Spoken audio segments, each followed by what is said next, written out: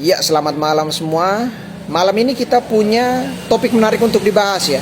Bukan dari MPL Indo, tapi dari MPL Malaysia ya.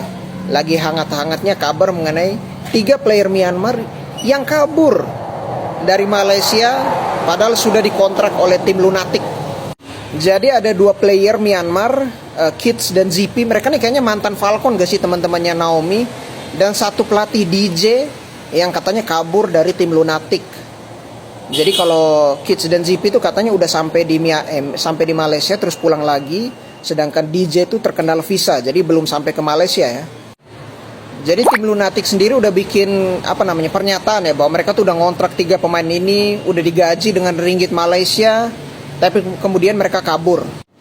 Nah, si Kid juga bikin pernyataan, bikin postingan penjelasan dari sisi mereka ya, mengenai mengapa mereka kabur dari Malaysia.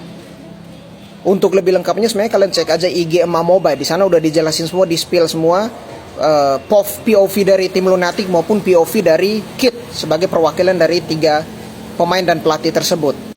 Nah, di sini Kid jelasin pakai ada kesimpulannya ya. Yang pertama itu mereka pulang dari Malaysia yang pertama karena tim Lunatic didn't pay back our money even after we stayed 22 days in Malaysia.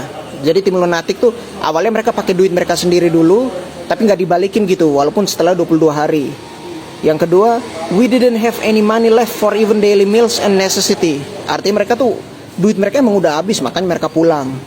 Yang ketiga, we were threatened by the owner to sue us. Mereka diancam oleh pemilik tim Lunatic untuk denda mereka, ngasih sanksi. Nomor 4, no more privacy within the gaming house. Jadi tidak ada privasi di dalam gaming house yang ditawarkan oleh tim Lunatic. Dan yang kelima, we didn't feel comfortable living in the kind of situation. Intinya mereka nggak nyaman lah dalam situasi itu. Kalau menurut gue kedua pihak nih sama-sama salah ya. Tapi kesalahan lebih besar tetap ada di pihak tim Lunatic, karena mereka tidak bisa provide, tidak bisa menyediakan fasilitas yang memadai buat player-player Myanmar gitu kan. Dan apa kesimpulan yang kita bisa ambil dari sini? Kesimpulannya adalah franchise league itu penting teman-teman. Jadi jangan terlalu kemudian komen-komen, slot MPL mahal banget, slot MPL mahal banget. Slot itu mahal, itu sebenarnya secara tidak langsung bisa menjamin kesejahteraan playernya, pro playernya. Artinya tim punya duit, bisa ngegaji, bisa memberikan fasilitas yang cukup.